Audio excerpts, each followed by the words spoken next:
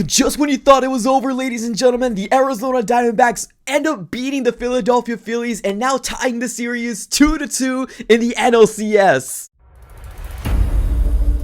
What's going on, everybody? Welcome back into another video. Definitely do me a huge favor, smack that like button. Do it for the Arizona Diamondbacks, ladies and gentlemen, because we just tied the NLCS and now we are 2-2. Just when you thought that the Arizona Diamondbacks were not going to be able to get out of this 0-2 hole, we scratched and clawed, and now we are freaking back. I'm so excited, ladies. I'm so freaking excited because this game was an emotional roller coaster. I'm not going to lie to you. Now, I apologize up front. I wasn't able to get a reaction video for Game 3. I was still traveling at that very moment, so I was watching the game in the airport, and obviously Ketel Marte was the hero of that game, but I wasn't able to get an actual video out. But nevertheless, let's talk about Game 4. Let's go and break down this game here real quick. Now, the Arizona Diamondbacks, this game was a bullpen game for the Diamondbacks, so I didn't really know exactly what to expect, right? This could either work out very well for us or not. Now, I do 100% understand that our Diamondbacks bullpen has been better than what we used to look like, right? They've been actually pretty consistent, so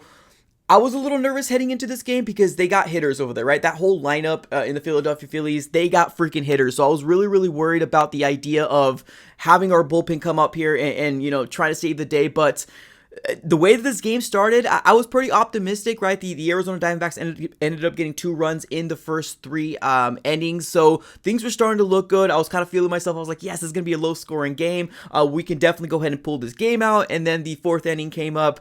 Kyle Schwarber came up, and he hit another home run on the Arizona Diamondbacks, which was very unfortunate. The 5th inning came up, which is the top of the 5th inning, because the Diamondbacks didn't answer back at that very moment.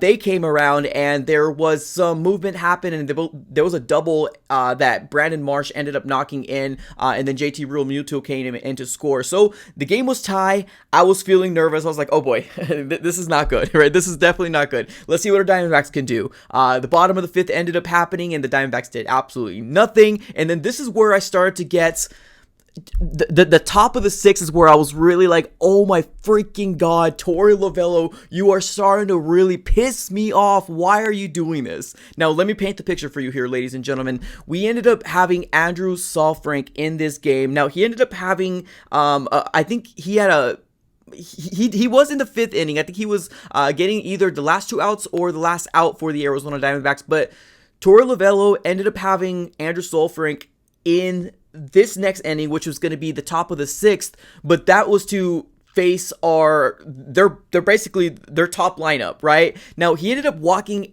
everybody freaking walked, and it was so freaking frustrating to see, because, man, although they could have scored more on us, they ended up getting the lead from there. It was 4-2, and I was like, oh my freaking god, Torey Lovullo, why would you allow this guy to stay there and allow all their best hitters, or at least most of their best hitters, to basically walk and then single? So it was very frustrating to see. I'm not gonna lie to you, I might have lost a little hope at that very moment because our Diamondbacks offense really wasn't doing very much, right, up to this point. So there we were, frustrated as heck, and then here we were. And then the 7th inning came on, and then they got another freaking run. It was 5-2, and then I was mad. I'm not gonna lie to you, I was super heated. Diamondbacks ended up coming here in the bottom of the 7th. We got a run, so we're starting to to crawl back into this game.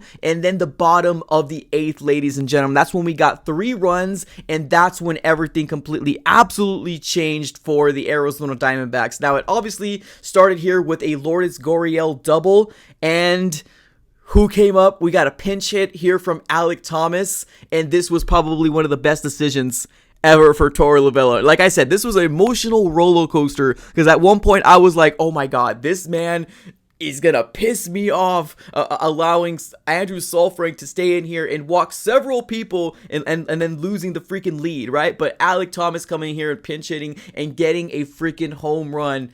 Oh my god, that ends up tying the game here for the Arizona Diamondbacks. And then we did get some movement here, right? We got some people more on the bases. I think Ketel Marte ended up getting a single, and then we ended up getting a couple more people, some movement, and then we got Moreno ended up coming in here, and he ended up getting a single, and that is how the Diamondbacks ended up taking the lead. Now, of course, Paul Sewald comes into the house and shuts it down, gets a strikeout from Brandon Marsh, Jake Cave, as well as Trey Turner. Now, during that moment here, there was a double from, of course, Kyle Schwarber, but fortunately for the Diamondbacks, that ended up biting us in the butt, because it absolutely could have. But man, what an absolute huge game for the Arizona Diamondbacks, and now we're here. Now we're freaking here, ladies and gentlemen. We got one more game here at home, and I'm just gonna say this right now. This Diamondback team can make noise. If we can see this fight that we've been seeing time in and time again, we can absolutely make some freaking noise, ladies and gentlemen. So the next game is going to be tomorrow, and I know we have our pitcher. We got Zach Gallen going to be back on the mound, and I like Zach Gallen, but he definitely needs to clean things up here in order for us to stay competitive or stay within this game. So what an absolute huge comeback for the Arizona Diamondbacks. We absolutely needed this win to tie it up. Like I said earlier, one more game here at home, and then we go back to Philly, which, yes, we understand that's going to be a very, very rocky crowd over there, but we got to take care of business. That's all I'm worried about, ladies and gentlemen. So let me know what your guys' thoughts here in the comments below. I appreciate you guys for tuning in. As always, have a great rest of your day, and go D-backs.